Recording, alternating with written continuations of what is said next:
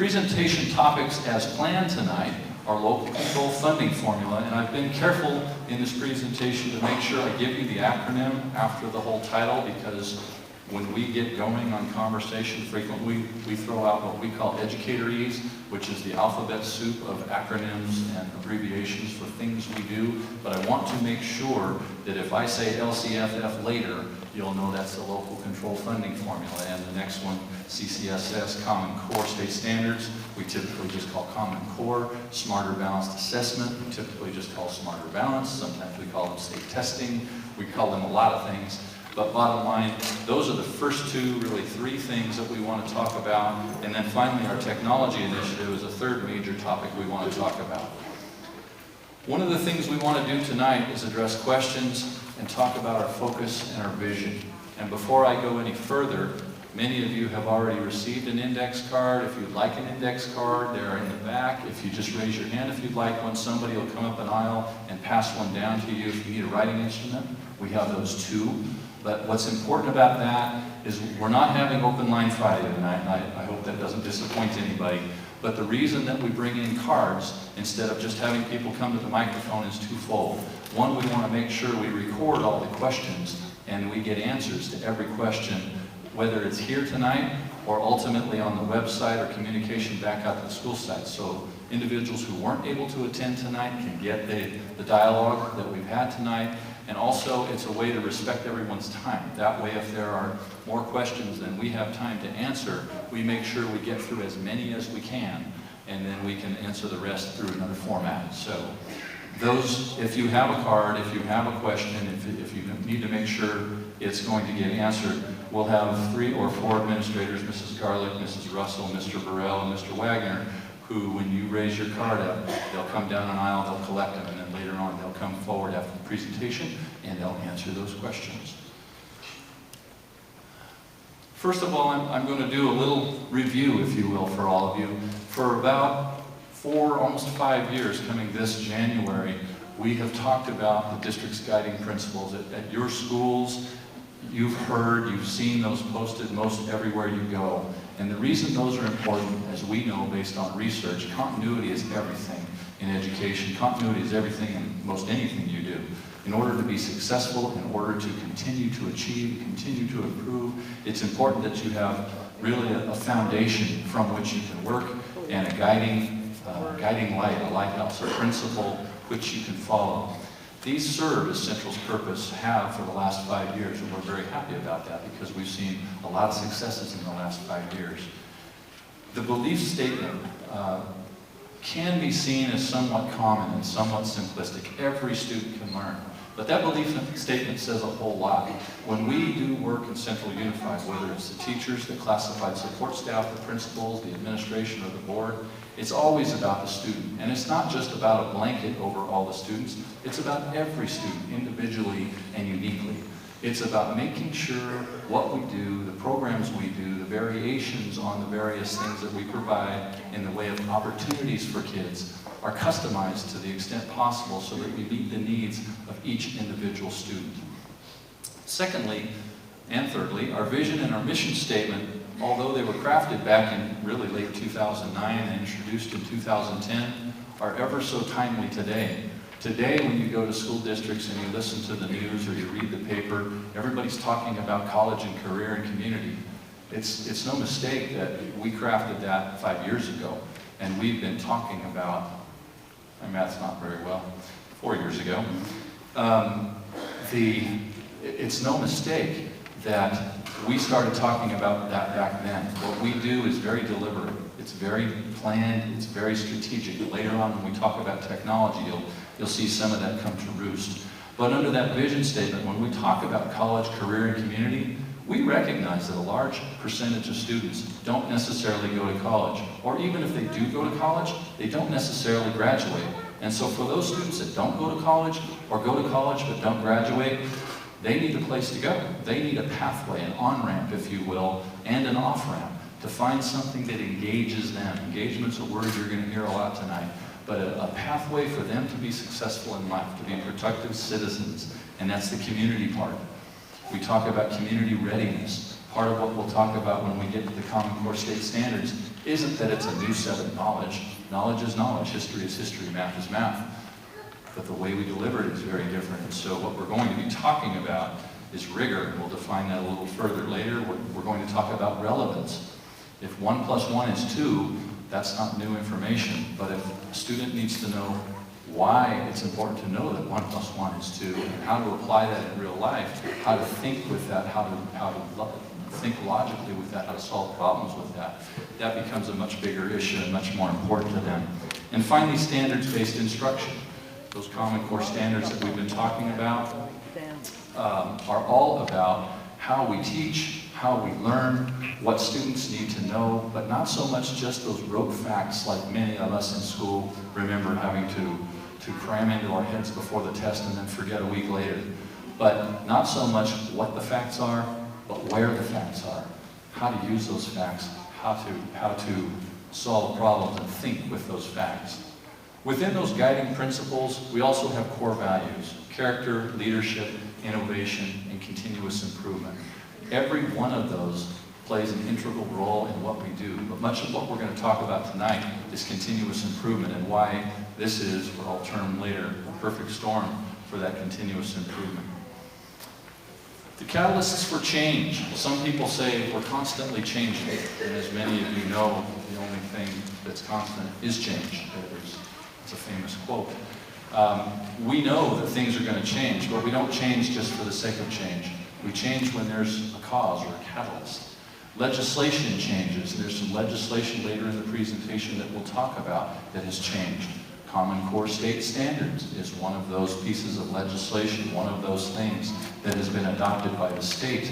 And until that changes, it's something that we're going to embrace, it's something we're going to deliver. But we're going to have a conversation about Common Core, and that there are different philosophies about Common Core. We respect all of those. But we also know that there are some good and some bad to some of those conversations, and we want to share some of that later tonight. Our core value of continuous improvement, as I said, is really where we're going to spend our time, because much of our change is designed to make what we do much better and continuously better. And I think hopefully as we get through the presentation tonight, you'll see that that'll become more clear for you. And then finally, as we presented this 4 years ago, we talked about our friend Albert Einstein and his definition of insanity, which is doing the same thing over and over, but expecting a different outcome. That's said a number of different ways from a number of different people, but it never changes. If we just want to maintain the status quo, we'll be what we are.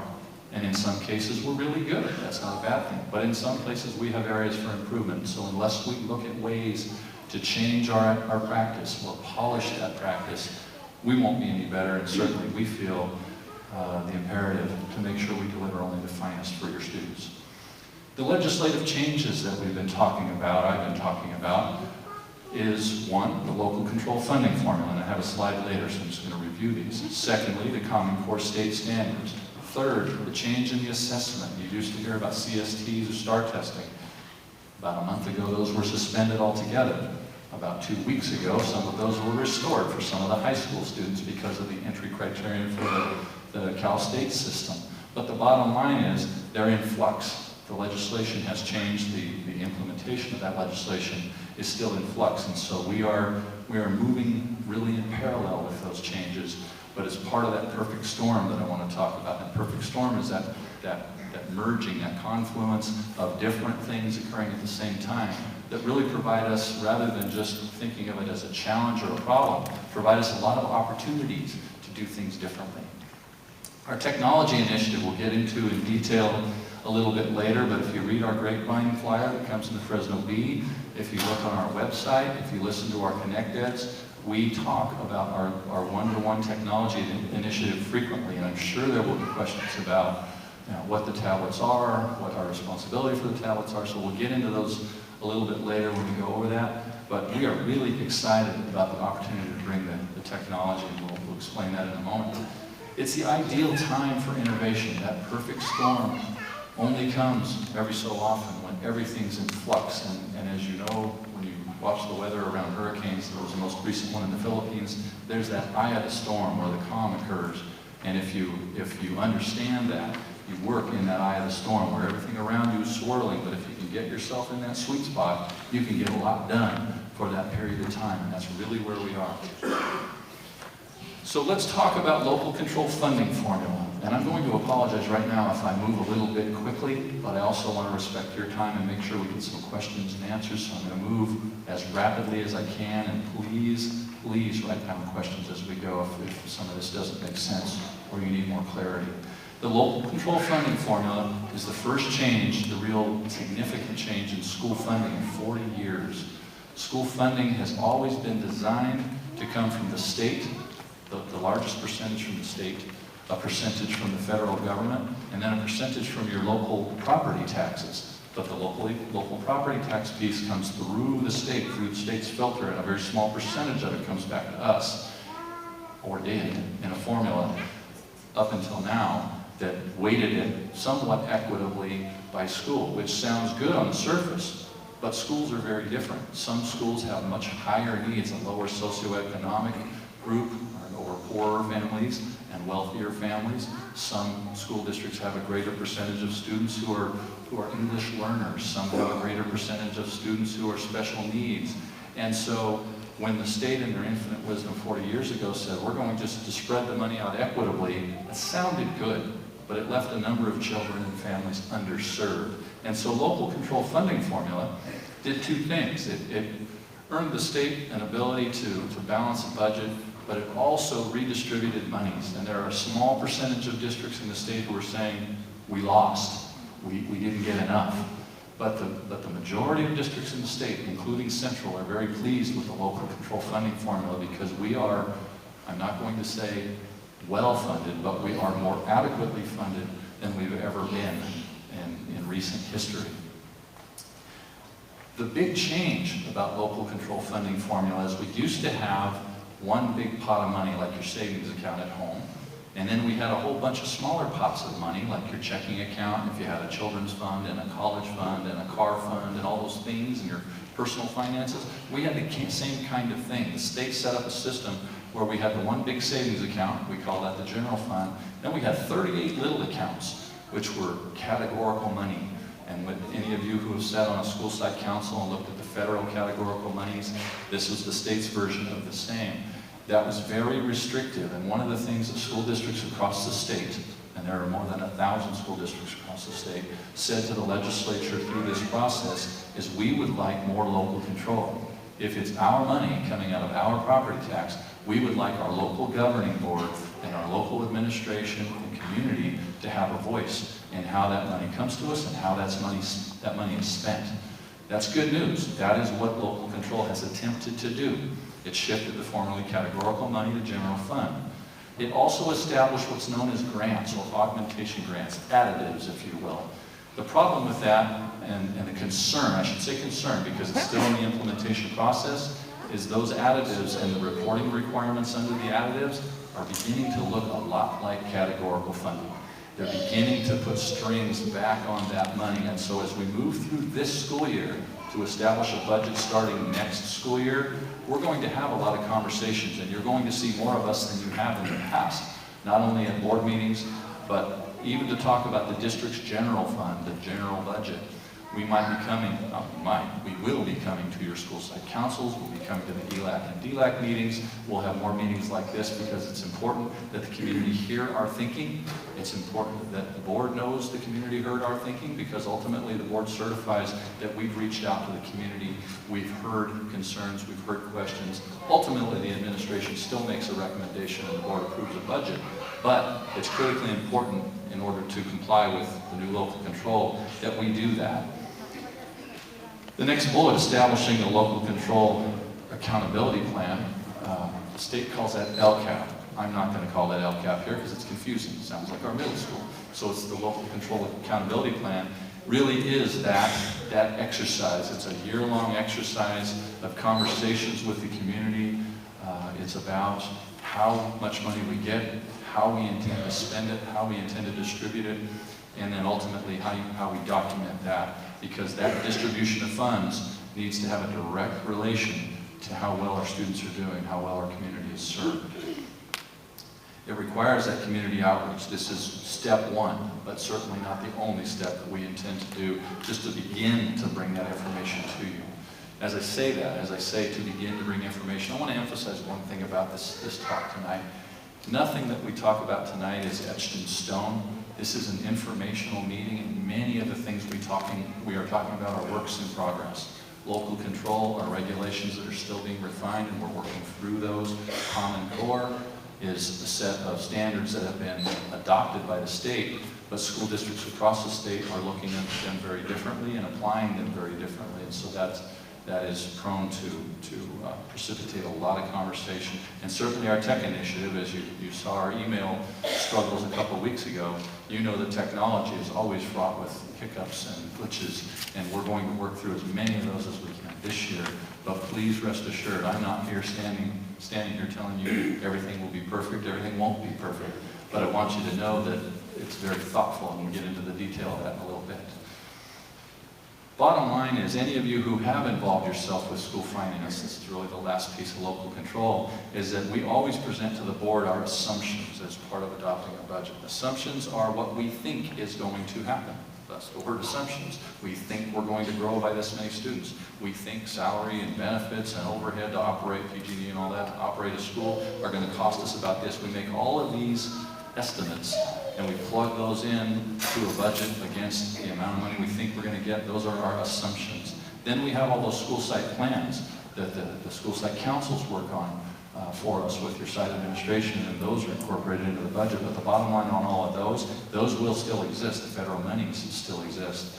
But there will be a parallel exercise, or it might be integrated as part of that exercise, to have two discussions, one for the federal monies, one for the state monies, so that we can incorporate those two. And so I did the simple math. Those assumptions, which will now become that local control accountability plan in a more elaborate form, and the school site plans will really make up the LCAP, or the local control accountability plan.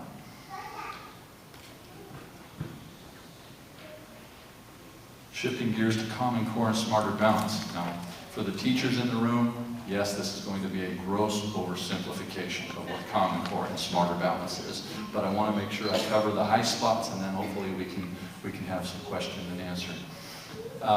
It's really not a curriculum change, and when I say curriculum, I mean a knowledge change. The War of 1812 still occurred in 1812. What we do with that information, though, and I alluded to it a little earlier, is it's really a change to the way we deliver it. And when you come to our trainings, and I'm going to say this publicly as I have at board meetings before, we have trainings most every Tuesday and Thursday. This makes Mrs. Davis very nervous because we have 50 or 60 people in the room and I'm inviting a lot more. But we have trainings every Tuesday and Thursday at the district office on Gettysburg next to T Elementary. And you're welcome to attend. The only thing I would ask is that you come or you call. Let us know you're coming so we can accommodate you and have a chair for you.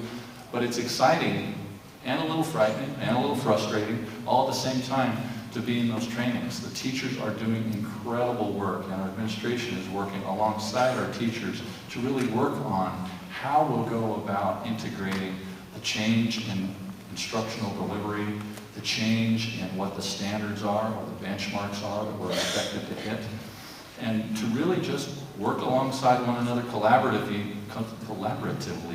in really what I'll call a developmental process. It's not a finished product. We just started the second of 3 full-day trainings today with the first cohort of teachers.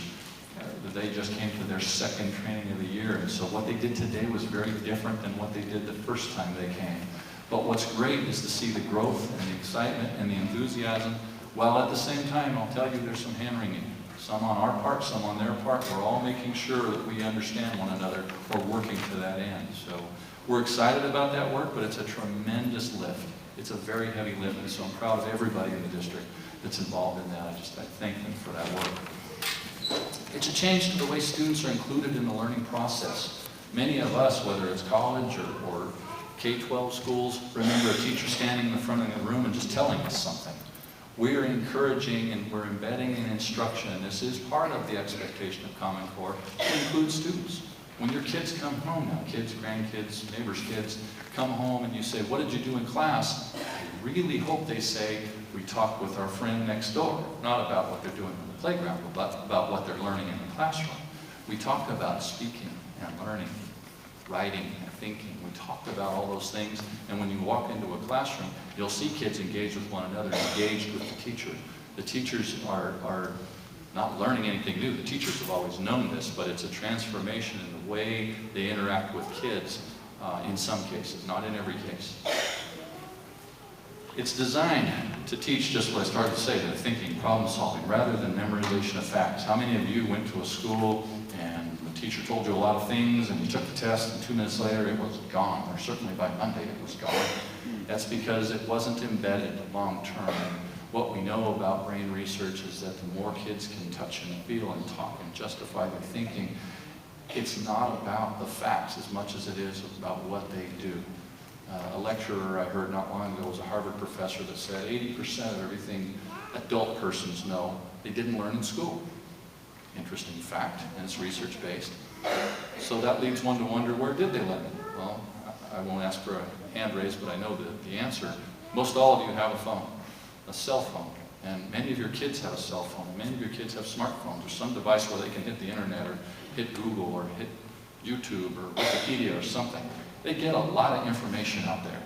Not all of it's very good, and that's important. What's important about what we're doing today is recognizing that a lot of the so-called facts out there are coming to your kids from a lot of different sources. Our job now becomes helping kids discern and helping kids understand what's right, what's wrong, what's applicable, what's not, what's accurate, what's not.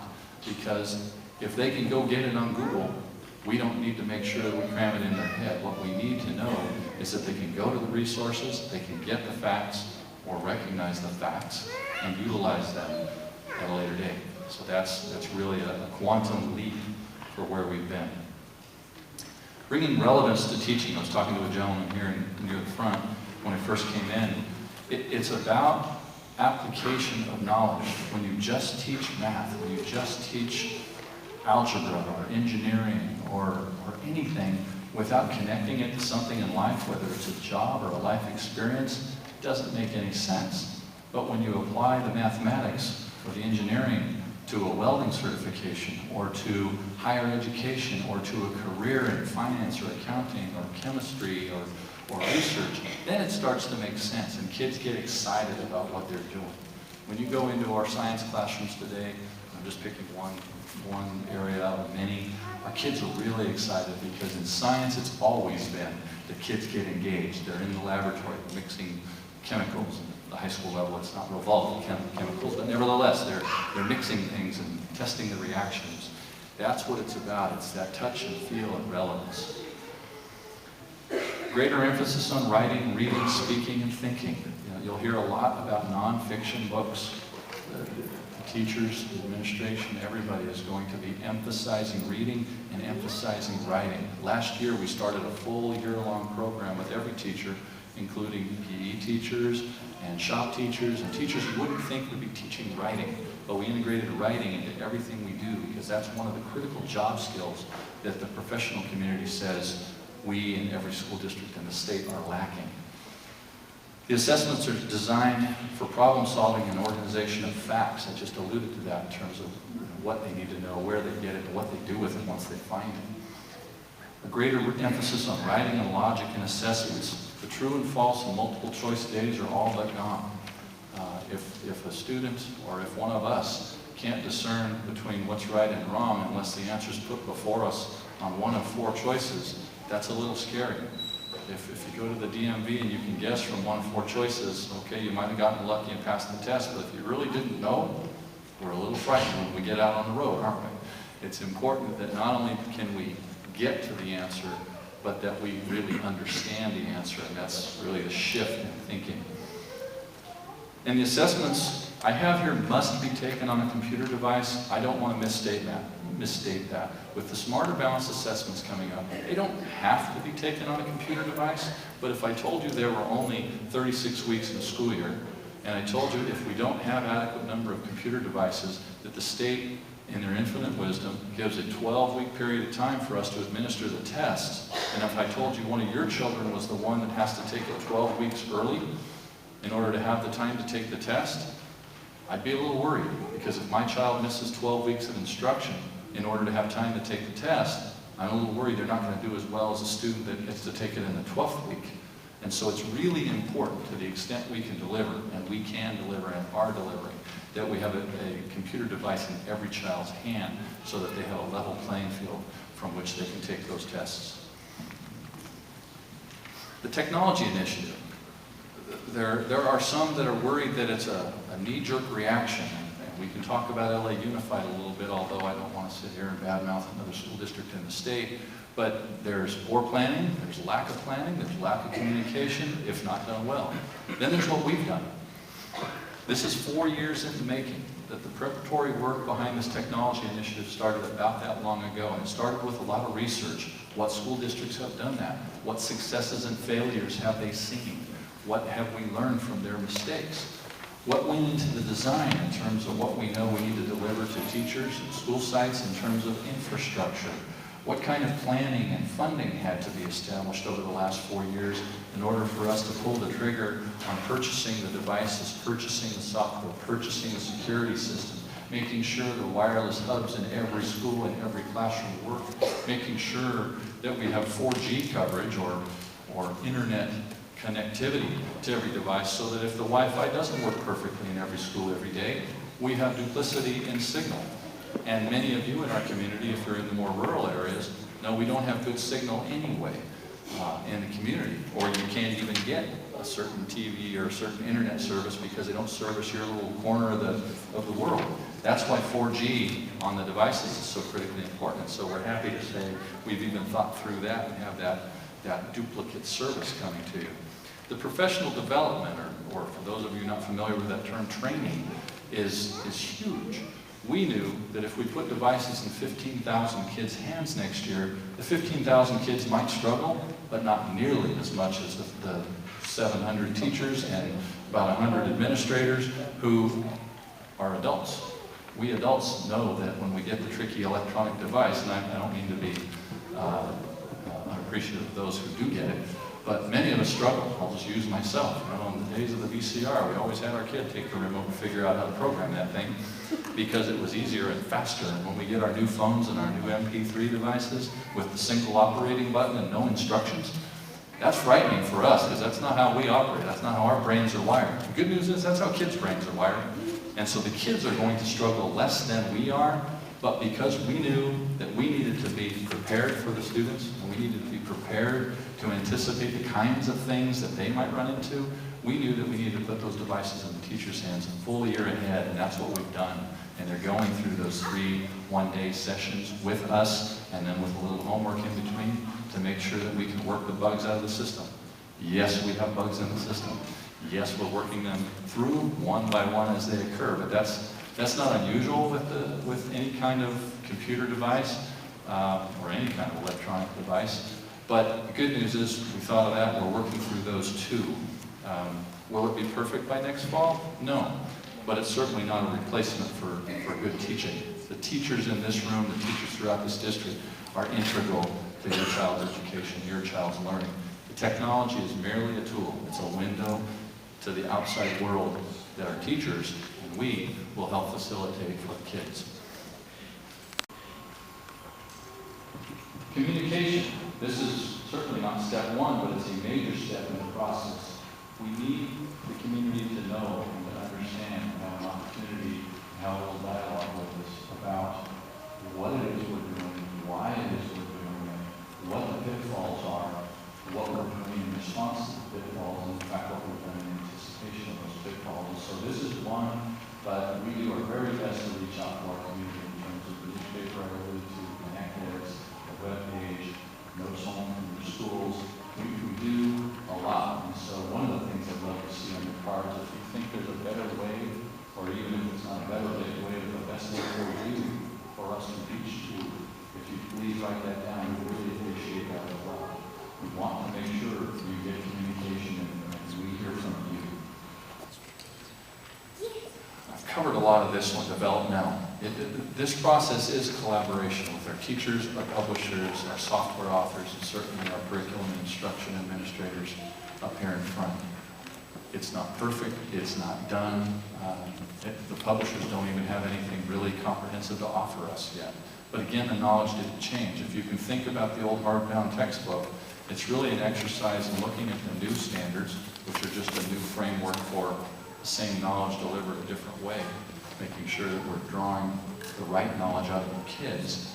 It's a way of, if you will, mining the information out of the textbook and putting it into another delivery system so kids can manipulate that knowledge. They can talk about it, write about it, think about it.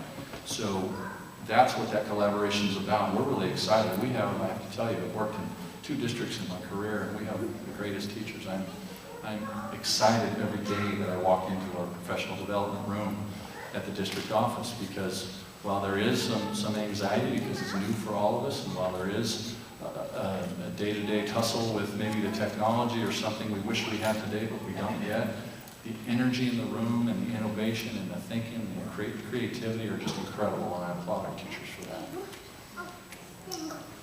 The collaboration with the 4G provider, and I'm not an advertiser, so I'm not going to go and spit it out 100 times, but we are contracted with AT&T Wireless. That's a public document, so that's no secret. But that is provided as that second layer. We want to make sure we have reliable access. The reason that's so important is we don't intend for those tablets just to sit in the classroom. We want the kids to have those 24/7. But what we know, based on our parent surveying, is 30 to 40% of our households don't have internet. It's either, it could be a socioeconomic issue, it could just be that's not seen as valued in a home, or parents choose not to purchase the technology, or it could be just infrastructure, it's not available in your neighborhood. And so one of the things we know is it's critically important that we make sure every student has that equal opportunity. It provides that dual layer. Also, by doing it through our system, rather than what's the phrase that's been coined in the media a lot, BYOD, D as in David, that stands for bring your own device. The problem with that is we don't control what students can get to and what students can do if it's on somebody else's device. If it's on your home computer and you have parental control set, that's good. Then we know you're a part of the process, you're collaborating with us. If it's on our device and through our website, we know we control that content, and we can control the on and off switch from my office, from not my office, from our Director of Technology's office, and we can control that device if it ends up straying somewhere where we don't want or you don't want it to be. And so it's important that that security layer through our remote internet access is in place. One of the phrases we used back when we adopted the guiding principles was teach to their future, not our past. One of the things we know is for us, it can be a struggle to change the way we do business, all of us. It's a struggle for our board, it's a struggle for administration, it's a struggle for our teachers, it's a struggle for our technology people saying, wow, we're really going from here to here. And I mean, maybe from hardback textbooks, probably not next year, quantum leap, because as I say, all the content for the devices isn't ready. But to make that kind of big change, but it's that change, as we know, that's so critical to make sure that our kids are interested in what we're trying to impart to them. I know, and maybe it's just my family, I'm sure it's just my family, but when I'm around the dinner table, or I'm at the family party, or I'm at the playground, it just amazes me when I look at a group of kids and they're all sitting around talking, but their mouths aren't moving. There are little devices in their hand, and they're texting, and they're messaging, and they're Instagramming, and whatever they do. That's just the way kids communicate today, and it doesn't make it right or wrong, it just makes it the way it is. And so, to the extent that we can infiltrate their system and make sure we're teaching on a platform that they're used to, that they're comfortable with, that they like, imagine that, if we can addict them to something good like learning. The one-to-one tablet assignments, just want to talk briefly about that. We get a lot of questions about what are the rules around these things. They'll have Wi-Fi on them so that they can connect in any school anytime without having to be plugged into a wall and tripping over extension cords. They won't have to be plugged into the internet. It'll have Wi-Fi capability like we have Wi-Fi in this building, so everybody can get on. I'll say more than hopeful, we've done a tremendous amount of work in the last 4 years thanks to Measure B and thanks to federal E-rate funding to make sure the infrastructure is robust enough. We've done a lot of testing, but I'd be lying to you if I said the first day when 15,000 students turned them on. I'm a little nervous about that. But again, we have awesome teachers. If the technology isn't available, the teaching and the learning will go on. But the technology will just be a great extension for that. And if and when we hit those glitches, we're prepared to work through those, and we have stopgap measures. We talked a little bit about the one-stop shop for teachers, parents, and students. One of the things we know that exists today that is a huge impediment to teachers especially, and to parents too, is that you as parents can't get to your students' information a lot of the time. You don't know what their grades are, you don't know what their attendance is, you don't know what their discipline file looks like until maybe it's too late. Maybe report card day, and if it comes home in the backpack, maybe you struggle to find that. This tablet will be the window to your child's life in school. They'll get a unique login assigned to them. That'll be given to you as well, so that what they get, you get. I think that's a good thing. I'm a little excited about that. For the teachers, the systems we have now, they log in and out of the system to get to the various different software applications, attendance and discipline and grading and all those things. This is designed to where they can log into Mike Berg's student record and they can see all of my information. Is that all perfect and done yet? No. Will it be by the fall? We're planning on it. So it's designed to provide an efficiency platform for the teachers and a window for the teachers to really access some great stuff outside of the textbook, to get to good materials that they themselves have developed, that colleagues in this district and other districts have developed, or that different publishers have developed. One of the things I want to spend just a minute on is it's been quoted a couple times in the paper, but I'm not sure the media outlets really understand it. School districts have talked for a lot of years about the achievement gap. The achievement gap is perceived to be something that we can wholly close. Maybe an unpopular notion, maybe politically incorrect, but while we can close the gap or narrow the gap, students learn differently. That's why we started with the guiding principle saying every student can learn. Not every student is going to be a brain surgeon. Not every student is going to be a ditch digger, and not every student is going to land in the same place in between. What we know is students learn differently, they achieve at different levels, they attain different levels of success. But what we know is every student can learn. So our mission is to really move them forward to their highest potential. And I say that to say this. One of the things we know is the greatest impediment to closing that achievement gap is what I call the experiential gap. If a family doesn't have an opportunity or just doesn't know because they've never been themselves what's out there in life, if you or your family has never seen the ocean, or you and your family have never seen snow, or you've never been to summer camp, and there are lots of our families that are that way. I've never been to Europe. I've never been more than 2 states away from California. So I am missing some experiences in my life. And so if an instructor, a teacher, stands up in front of me and talks about something I've never experienced, I'm lost. I'm lost as soon as they start. And many of your kids might be lost in that same respect. What the technology allows for us is, I hope all the kids are that excited. What the technology allows for us is to bring the world to the kids, to level, what I call level up, just to start the lesson. If I'm going to talk about sea anemones in a classroom, I better talk about the continental edge, I better talk about the ocean, I better talk about the beach, and I better talk about the tide pools at the edge of the beach. And once I've painted that picture for the kids through the technology, I can bring that through and bring it to life, then the kids have a sense at least of what we're talking about in life science. And then we can have a level playing field. And that's what we're really talking about, is closing that experiential gap with the belief that that will be the biggest thing we can do to begin or more rapidly close the achievement gap. Interactive and adaptive learning, we could go on for days, but the bottom line is, if you're ever on a computer, if you're ever on any software, if you're ever at the bank at the ATM machine and you make a mistake, it beeps at you, or it chirps at you, or it gives you a little signal, or it puts a red squiggly line under a word. Any error you make on any kind of technology now, it gives you some sort of indicator that something's wrong. And if it's really good software, it also gives you a little hint on what you might do differently.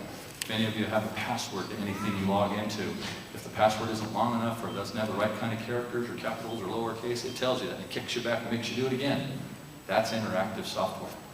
The adaptive part of that is it detects what it is you're doing wrong and might actually even send you someplace where you can get some help or a lesson to remind you about something you've forgotten.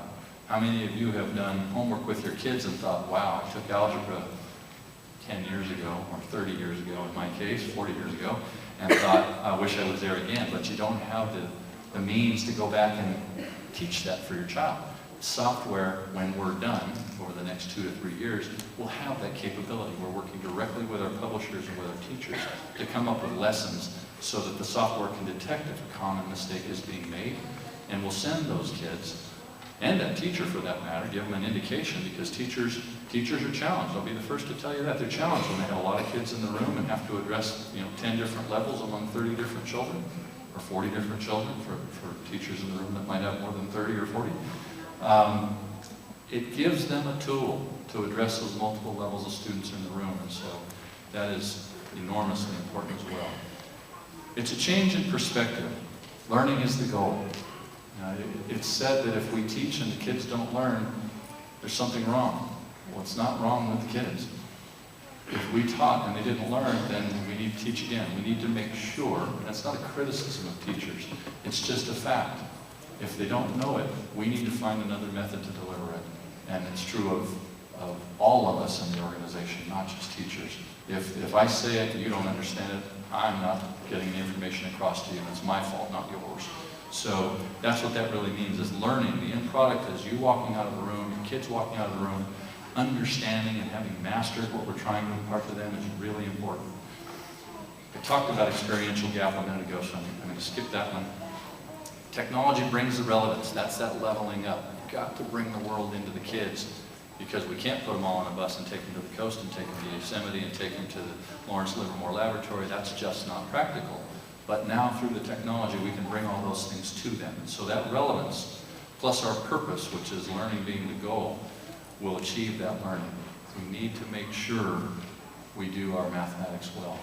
The perfect storm being the opportunity. That perfect storm, just sort of a reminder on this slide, but it's important, is the funding is for students' maximum benefit. As we look at our funding, and I'm going to be the first to tell you, employees are critically important. We have to make sure that we compensate employees well. We have to make sure that we're competitive in the market. We have to make sure that people are comfortable in their professional careers.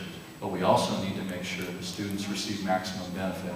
The monies are coming to us in certain pots to make sure we address certain groupings of students. The technology is an instructional resource to enable teachers to level that gap for every student's needs. It's not a replacement for teachers. It's not a replacement for anything. It's simply a tool. It's like your car. You can walk anywhere you want to go, but the car gets you there a lot faster. Professional development is in place, and we talked about it, to make sure that our adults are ready for how students learn. And it's not that our adults don't know that. It's just that without the tools, it's a lot more cumbersome. And our teachers work hard. They work incredible hours. They do incredible work. So we're looking for ways, while at first it's difficult and challenging, that hopefully will ease the delivery of the content. Communication, we've talked a lot about. First bullet we've covered several times.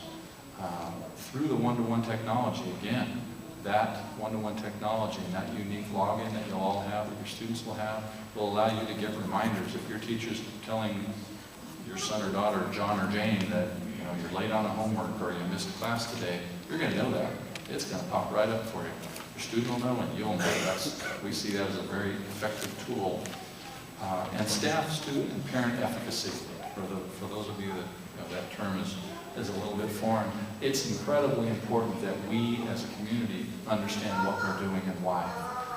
We may not all agree with one another, but it's really important that you understand what we're doing and why. Because as a community, if we get it and we can rally around our kids, we're going to be way more effective. So the good news is,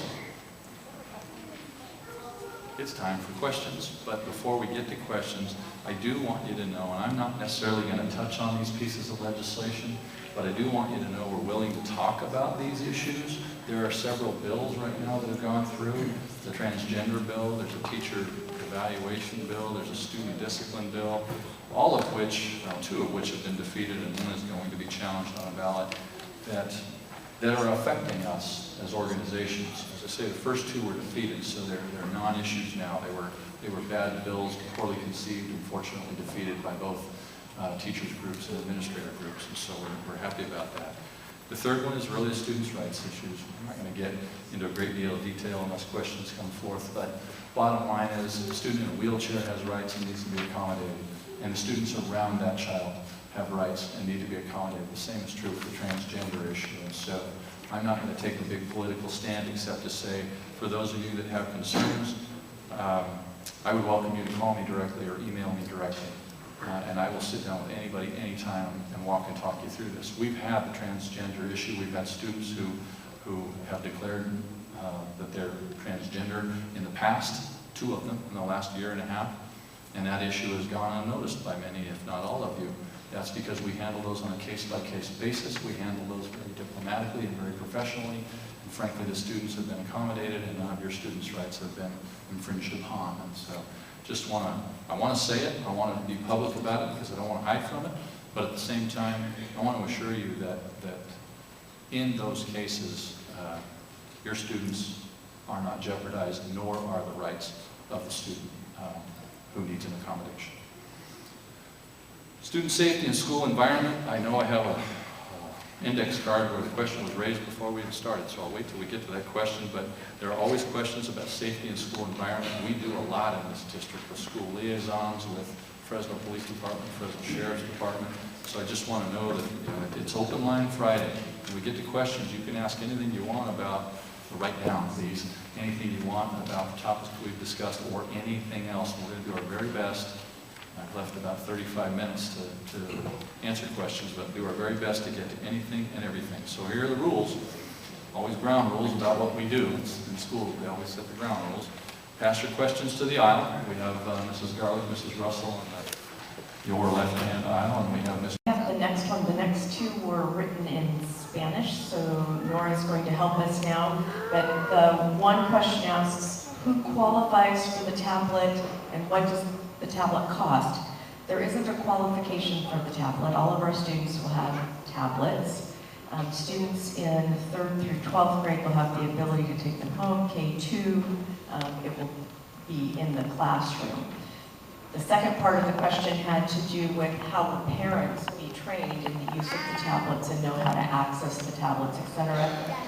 We will be having meetings for parents in order to provide them that kind of training with the access point, how you log on and all of that kind of thing, and how you get to your students' information. So there will be trainings held during the course of next fall once your student tablets are available to you. The next one says, how is the gate and differential teaching affected by this? Good question. One of the advantages of technology, if that's what we're talking about, is that it does provide teachers the ability to provide differentiation, support, and assistance in a more complex and in-depth way for students to access information and to solve problems and to publish different kinds of things. If you're asking about the teaching in the classroom and will our students in the GATE program still be provided with depth and complexity? Will they still have the enrichment program? Will they still be participating in robotics and all of those kinds of things? Despite the Common Core, the answer is yes. The Common Core state standards actually allow us to do a lot more with depth and complexity and provide our students with multiple opportunities to use their knowledge and skill in a variety of ways. One of the things that we didn't talk about as part of the Common Core is the College and Career Anchor Standards, which talk about students' preparation for college and career. And those things have to do with being in front of groups, taking risks, persevering, and those kinds of things, which for our GATE students are huge skills for them to learn. Sounds counterintuitive in some ways, but some of our GATE students, if they don't get it right the first time, they give up. And so the idea of grit and perseverance is a big part of what is listed as Common Core, particularly in the college and career readiness standards. Will assignments be electronically submitted?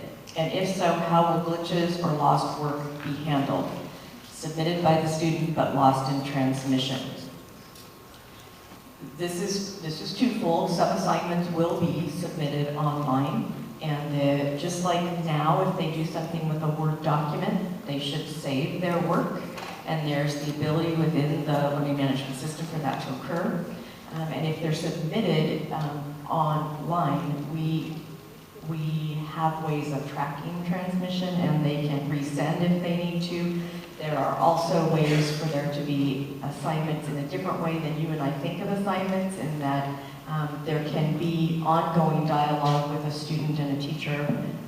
If a student's doing a written piece of work and they have it in a draft form, the teacher can provide some editing and revision at that time. And then they can submit the final draft, and then those can be published, if you will. We can get into that. How will teachers be accountable to update records online? Teacher grade book is what our learning management system includes. It will include, they'll be able to update them on a regular basis, just like they do their grade book. But you'll be able to see, as the parent, those finished products as well, based on what your student has submitted and what you can see in your portal as a parent. Then this one is the opposite end of GATE, and it's mainstreaming. Okay, that last one, I'm going to move to a different topic area. Okay, and the last one is, how will mainstreaming be implemented between special education and regular school, and at what levels? And how does the teaching methodology being implemented by Common Core equate with Japan, India, or Germany? Oh my, I could go on for a long time with this one, so let me be as brief as I can.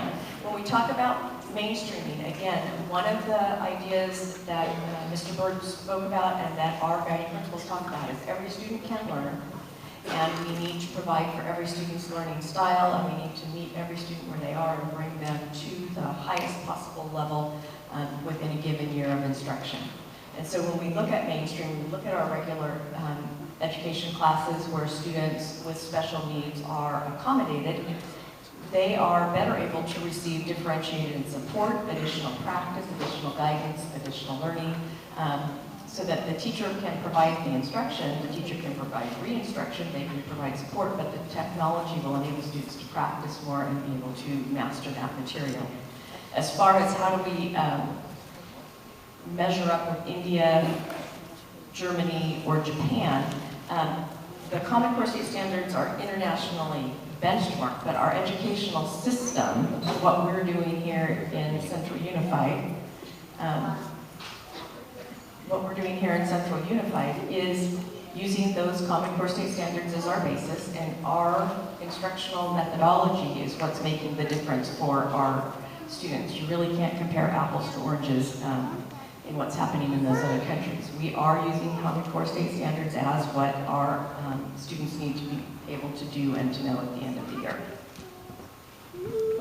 I'm going to change gears a little bit. I'm Kelly Porterfield, CBO and Chief Business Official. It's another one of those acronyms. Is Central going to propose a bond measure? Currently, the short answer to that is we have received no direction to do so at this time.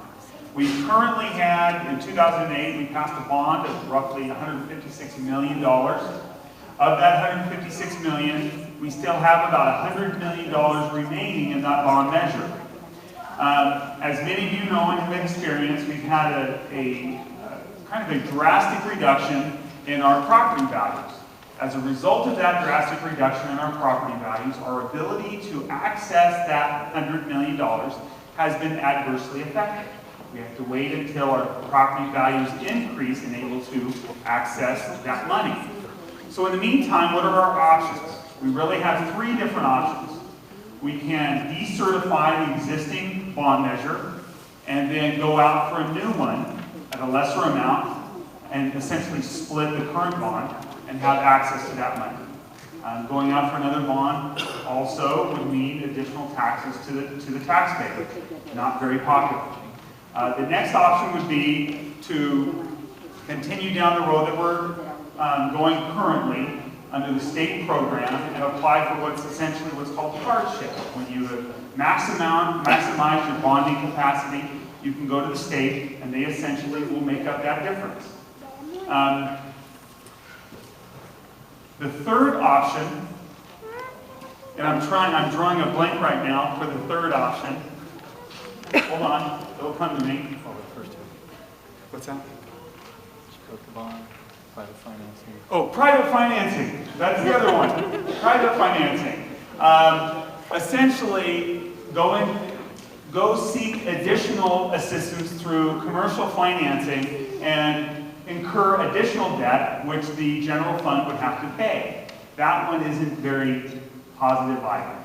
And so we are in the process of looking at those options, and ultimately our hope is that as the economy, as our economy improves, that will provide additional options for us to move forward with our current bond.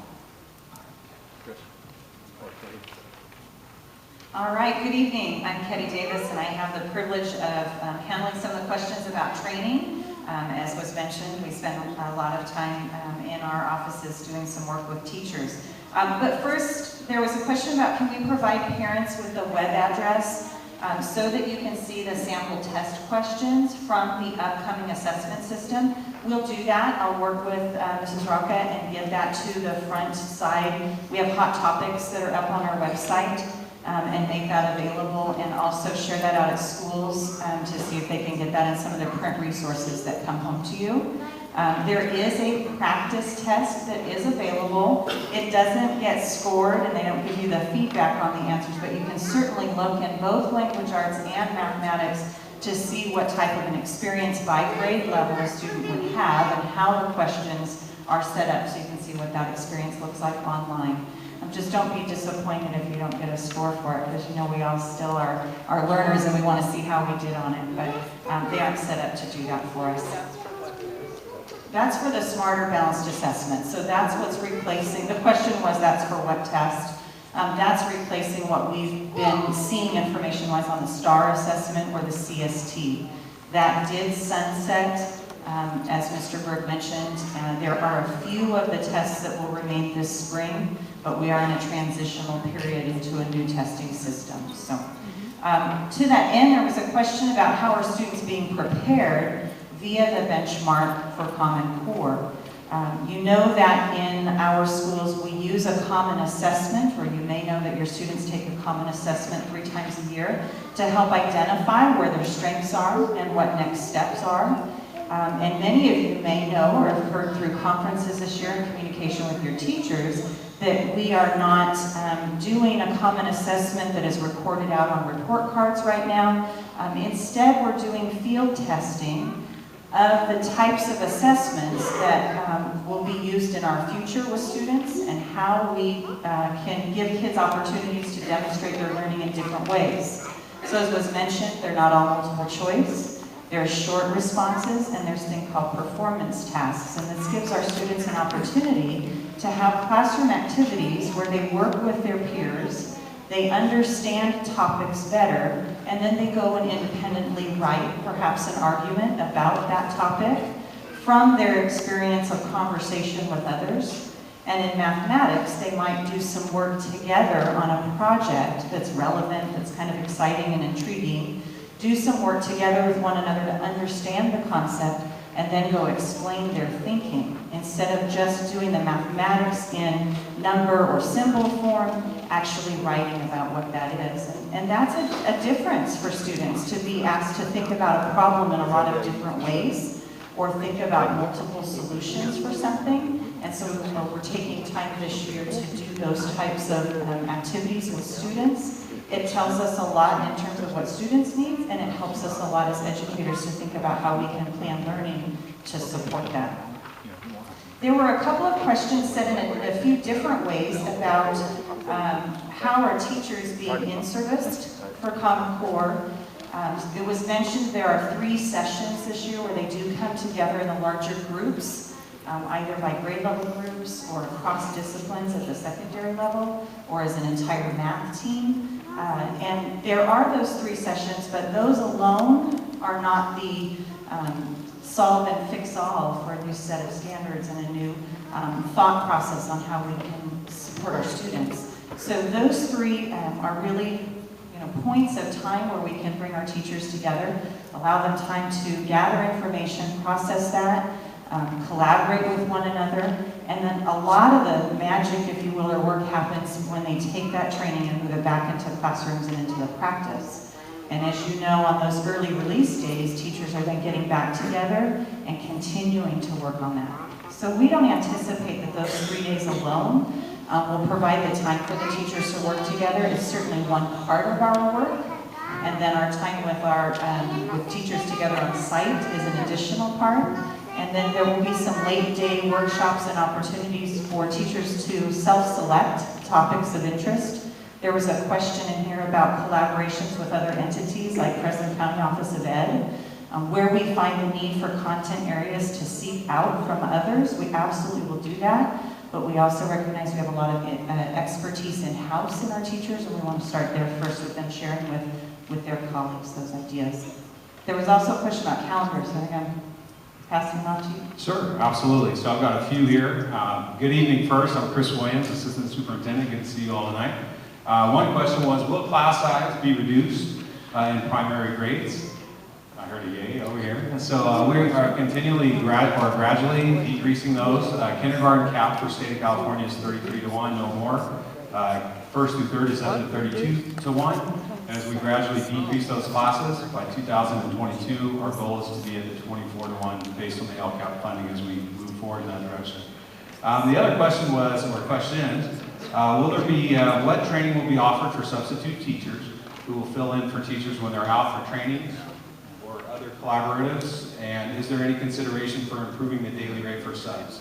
So first, we do a monthly sub training currently.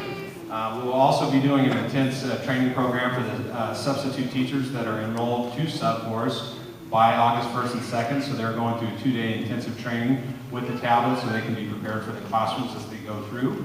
Currently, our sub rates have been analyzed and evaluated through Fresno County. And also the other districts within the county right now are evaluating theirs. There could be some discussion about a higher rate down the road, but however, at $105 or $115, depending on the timing, and retirees receive $115 currently, $105 for long-term subs, and $95 for day-to-day subs. Very competitive with Clovis and Fresno, but we will continue to analyze and evaluate that as we go.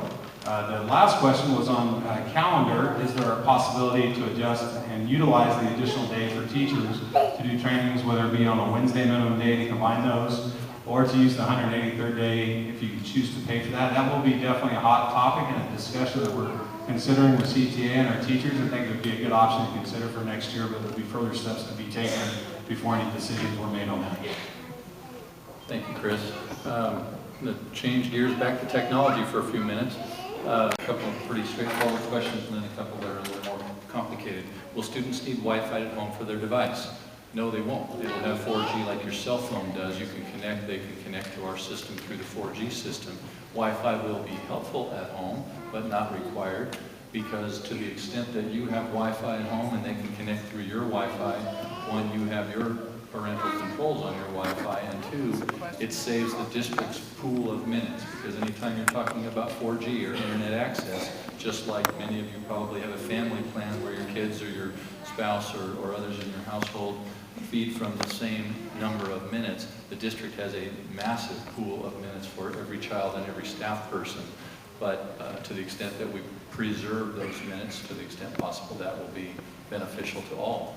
Second question was about Wi-Fi and 4G service. When we're implemented, will there be Wi-Fi and 4G service to every device? If the student's device are only Wi-Fi capable, might they still be unable to use their device? Yes, and that's precisely why they're all Wi-Fi capable and also have 4G, so we have that dual signal. So if one or the other signal goes down or is weak, the other signal will pick up. Can parents check grades through device? Yes. Talk a little bit about that. That's that one-stop shop. What your students can get to, you can get to. What your teachers put into the device for your students, you can get to. What we want to push out, like we push out to our webpage currently or through ConnectEd, we can all push out or send information to you through the device. So they're going to be very handy in that respect. If a virus gets on the device, or if a device needs repair, who pays? The district pays. It's a district piece of equipment, not unlike a district textbook. If the textbook is wrong, if the textbook is defective, we replace it, we repair it, we do what it takes. Same will be true of the device. If it ceases to operate, who repairs, who pays for that, or what happens? We're going to have spare devices at every school site. And we're going to have those available so that not only if something ceases to operate or goes wrong during the school day, but we all know our kids forget every once in a while, as do we. And the last thing we want is for a child to come to class and not have the ability to participate with the rest of the kids.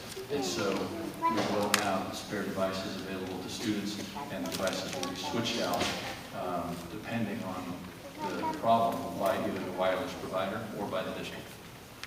Will there be filters? And that's a good question.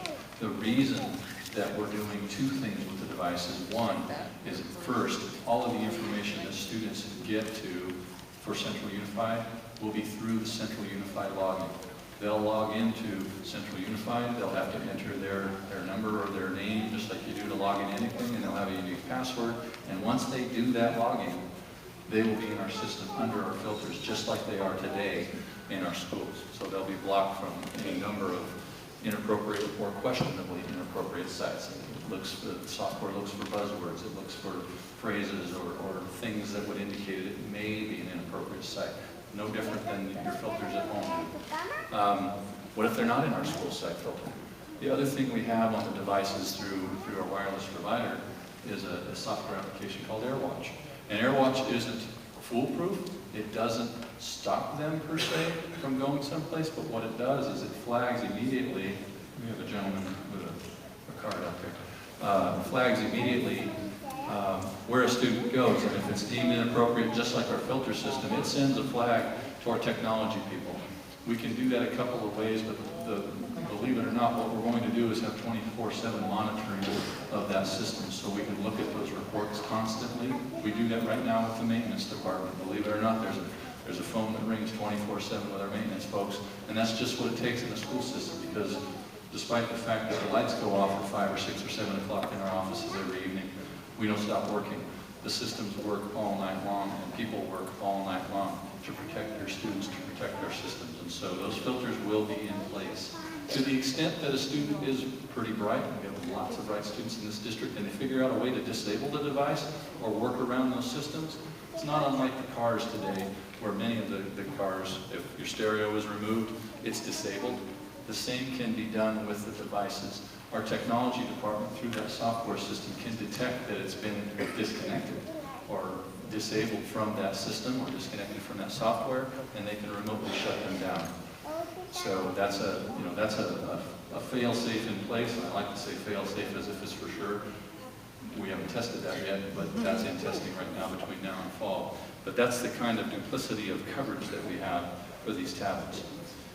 Lots of questions. I must have 3 or 4 here, and I have about 15, so we're not going to get to them all. But lots of questions of, does my child have to have a tablet? Does my child have to take it home? Does your child have to have a textbook? Does your child have to take it home? Same question. The hope is, the expectation is that we all want your children to be as successful as they can be, have all the resources that they can be. To the extent that you have a computer at home and they can log in from home without using our device, that's fine. They can leave it at school. We lock it up at school. It's good to go. To the extent that they need it to do the learning, to do the homework, to do some research, not unlike they would do today with a textbook, it's our greatest hope that you allow them to take it home and use it. But it's not unlike today. If you don't like the textbook and you take the textbook home and you say, Johnny, put that away.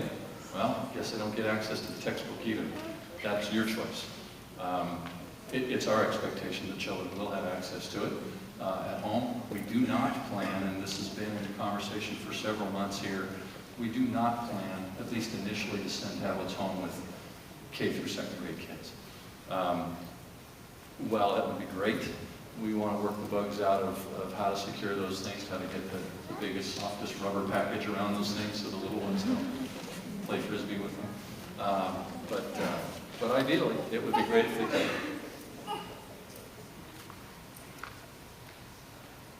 These are more opt-out questions. Does somebody have another one they can go with? I can go. I have 3 questions. I think that we're going to try to answer all 3 of these after I read them.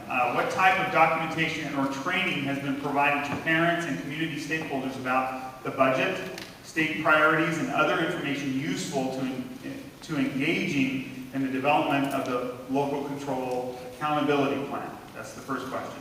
These are all kind of related. What form of outreach to parents has been taken, and has it yielded results? And how are parents engaged by sites in support of the state priorities and goals identified in the local control accountability plan?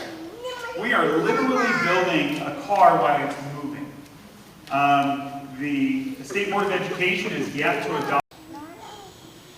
This one says, are curriculum and training being developed by each district? And the answer is yes. The question goes on to ask if there's state of California training.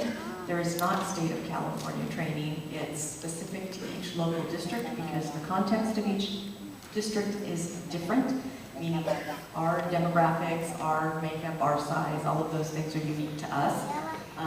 The standards are the same. What our students need to know and be able to do is the same, but the training that we provide is unique to our district. The curriculum is ultimately recommended to us by the State Board of Education. They approve certain kindergarten through 8th grade curriculum, and then it comes to us and we go through an adoption process. But right now, there's a waiver in place, so we don't have an adoption for 2 more years. So it's in alignment with when we implement the Smarter Balanced Assessment. Right now, we have a new math framework. We have our California Common Core State Standards, and we have our Next Generation Science Standards. So we know what we need to be working from, but right now the publishers are in the process of putting together the new programs.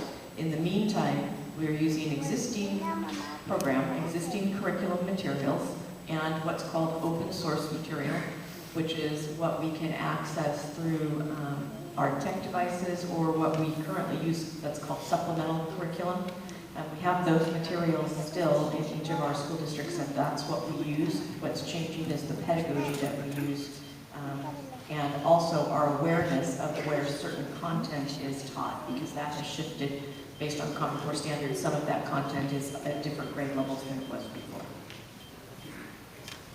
Thank you. A couple of things. One more acknowledgement. I noticed that board member Cindy Ruby entered the room, so thank you, Mrs. Ruby, for being here as well.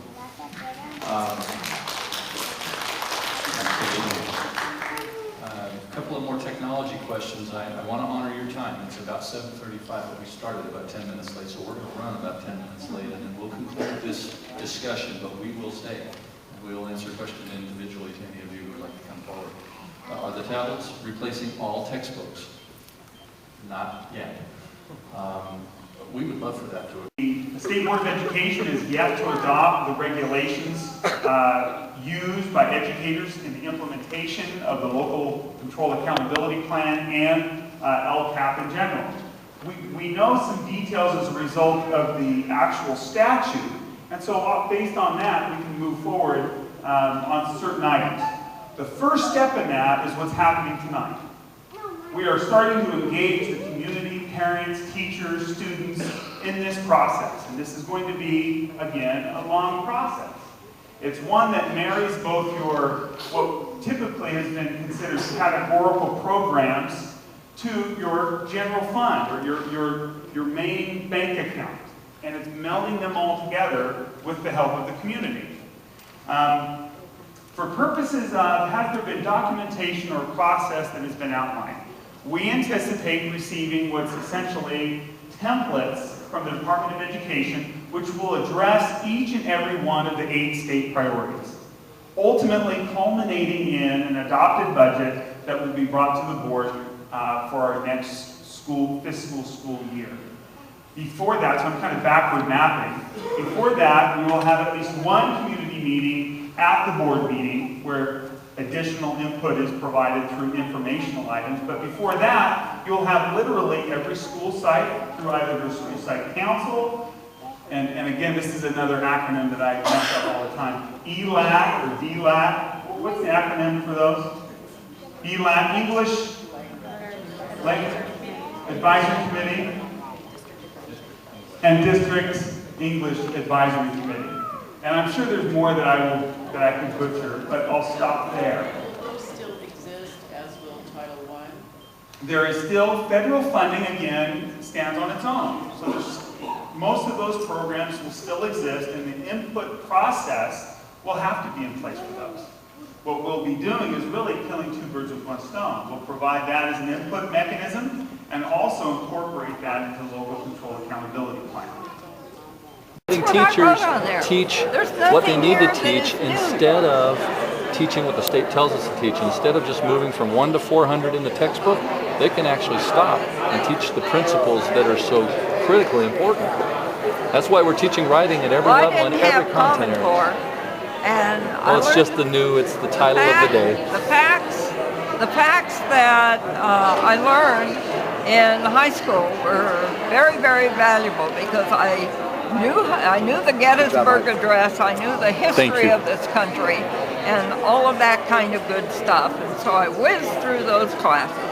But at the other end of the line, there has to be this emphasis on just plain old dogged writing, that there's a subject and a verb and... That's what you saw in my presentation 2 or 3 times. I alluded to the fact we're right back to reading, writing, speaking, and thinking.